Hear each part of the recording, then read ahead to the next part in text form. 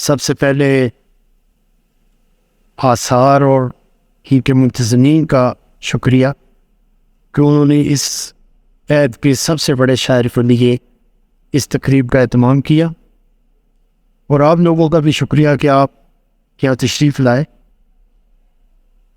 ظفر صاحب سے میرا جو محبت کا رشتہ ہے وہ ادبی برادری اس سے بخوبی واقف ہے، اور میرا یہ 15-20 سال سے ان سے میرا تعلق ہے۔ ان سے نیاز مندی بھی ہے، ان سے بے تکلفی بھی ہے، ان سے پیار محبت کا بھی اظہار کر سکتا ہوں۔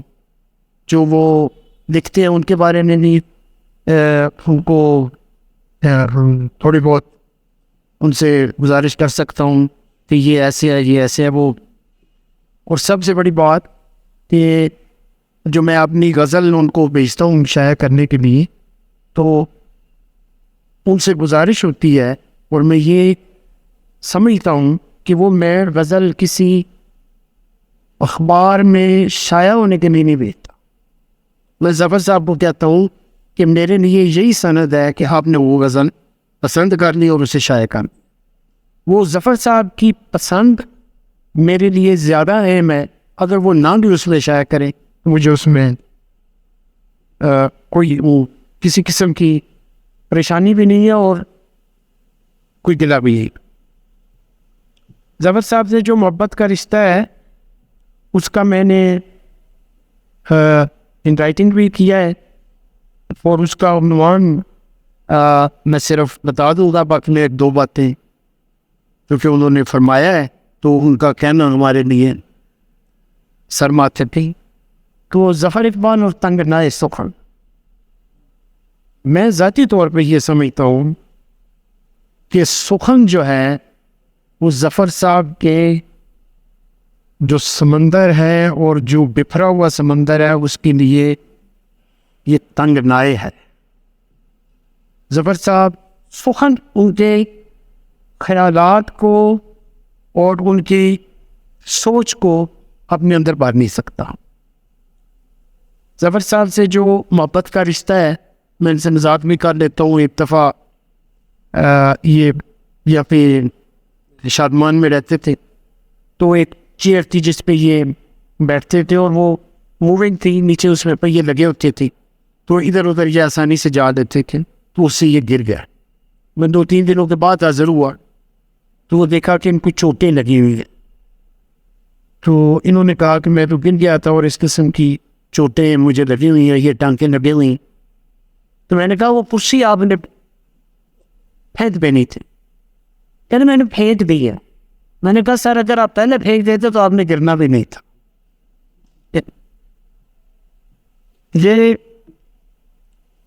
2-3 باتیں میں ان سے ان کے بارے میں کروں گا کہ ظفر صاحب نے جب غزل کہنی شروع کی اس وقت نظم کا یا ڈنکا بج رہا تھا، اور نظم کے وہ لوگ یہاں موجود تھے جو نظم کے بانی مبانی تھے، اور جن کی وجہ سے نظم کا عہد زرین اس کو مانا جاتا تھا۔ اس میں راشد تھے، اس میں فیض تھے، اس میں مجید امجد تھے۔ اس زمانے میں انہوں نے 1962 میں اپنی غزل کا دیا جلایا، غزل کو اپنا موضوع سخن بنایا، اور یہ ان کا سلسلہ اس سے 62 سے لے کر اب تک یہ تقریباً 60 سال بنتا ہے، 60 سال بنتا ہے۔ یہ ان کا تخلیقی سفر ہے۔ اچھا، مجھے ایک بات بہت حیرت ہوئی اور میں نے دیکھا بھی، تھوڑا سا تلاش بھی کیا کہ جو یعنی راشد اور فیض ان کی زندگی میں وہ 84 میں انتقال ہوا، راشد کا 74 میں انتقال ہوا۔ آپ میری تصحیح کریں گے اگر میں غلط ہوں۔ میرا اپنا خیال ہے کہ ان دونوں صاحبان نے ظفر صاحب کی غزل کے بارے میں تشریح رہا، شاید میں غلط ہوں۔ میرا اپنا خیال ہے کہ نہ راشد نے ان کے بارے میں کچھ کہا ہے، لیکن اس کے باوجود انہوں نے اپنا آپ بنوایا ان کے ہوتے ہوئے۔ میں یہ گزارش کروں کہ 2 پیرالل رویے، تکنیکی رویے لے کر انہوں نے اپنا سفر شروع کیا تھا اور تاحال بھی اسی پر وہ سفر ان کا جاری. ایک وہ تھا جس کا ذکر آب رواں کی صورت میں کیا جاتا ہے، اور ایک وہ ذکر ہے جس میں ان کے تجربات کیے جاتے ہیں. وہ اپنی تجربات کر رہے ہیں، وہ کہ اس قسم کی آپ کو غزلیں ملیں گی، اور وہ غزل بھی ملے گی جو آب رواں کی اسلوب میں کی جاتی ہے.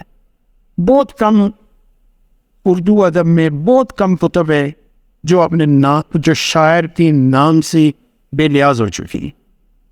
آب رواں کے ظفر اقبال کے نام سے بے نیاز ہو چکی ہے، گل آفتاب کے نام سے بے نیاز ہو چکی ہے، غبار آلود سمتوں کا سراغ ان کے نام سے بے نیاز ہو چکی ہے. صرف اتنا ہی کہہ دینا غبار آلود سمتوں کا سراغ تو پتہ چل جاتا ہے کہ شاعر کس شاعر کی موت ہو گئی.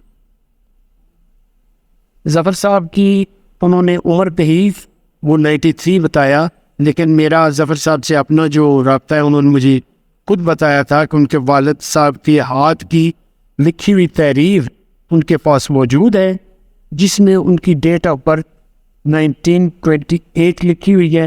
اس حساب سے وہ 95 سال ان کی عمر ہے. وہ جو ان کے صاحبزادے کہہ رہے تھے کہ 93 ایئرز، یعنی میرا کسی آپ اندازہ لگا سکتے ہیں کہ میرے ظفر صاحب سے محبت اور ان سے تعلق کتنا گہرا ہے کہ ان کے بیٹے کو اس چیز کا پتہ نہیں ہے. ظفر صاحب نے خود مجھے بتایا کہ ان کے والد کے ہاتھ کی تحریر ہے. میری دعا ہے کہ ظفر صاحب سلامت رہے، اسی طرح وہ غزل کہتے رہے، اور جو موجودہ عہد کی غزل کی زبان ہے، میرا ایمان ہے کہ وہ ظفر صاحب کی ہی دین ہے، کسی اور شاعر کا اس میں حصہ نہیں.